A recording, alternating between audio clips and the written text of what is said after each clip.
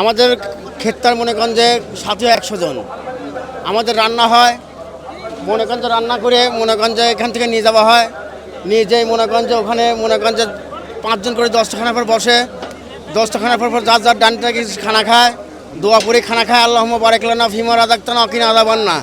এই খানা খায় আল্লাহ আলহামদুলিল্লাহ আকাল শুকরিয়া, মাঝে মাঝে দোয়া পড়তে হয়, ঠিক আছে না।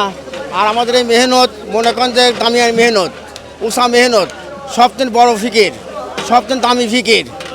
আর এই ফিকির সমস্ত মানুষ কীভাবে জাহান্নাম থেকে বেঁচে জান্নাতে যেতে পারে, এই এক ফিকির, সমস্ত উম্মতের ফিকির।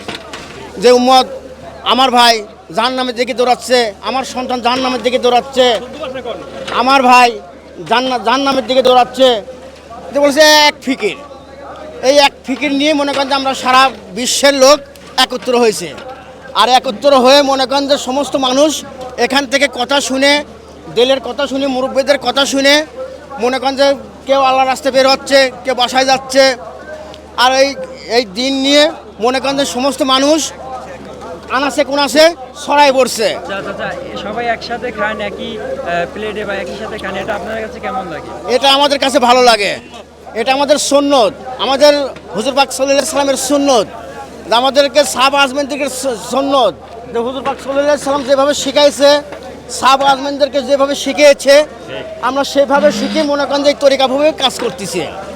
আর এই মানুষ দেখতেছেন না সবাই, যে সমস্ত মানুষের কীভাবে একই ফিকির, যে বলেছে এখানে মিনিস্টার, মন্ত্রী, তারপরে মনে করেন যে এখানে বড় বড় মেজর, বড় বড় পুলিশের কর্তামাত্রা আছে, তারা একই প্লেটে এসে খানা খাচ্ছে, কোনো ভেদাভেদ নাই। যে মনে করেন আখিরাতের মোনাজাতের পর কেউ সফরে যাবে, যার যার স্থানে শেষে যাবে, কেউ বাড়িতে যাবে, কেউ বিভিন্ন জায়গা যাবে, কেউ জামাতে যাবে। এই এক ফিকির, এই এক ফিকির নিয়ে মনে করেন যে আমরা একত্র হয়েছি।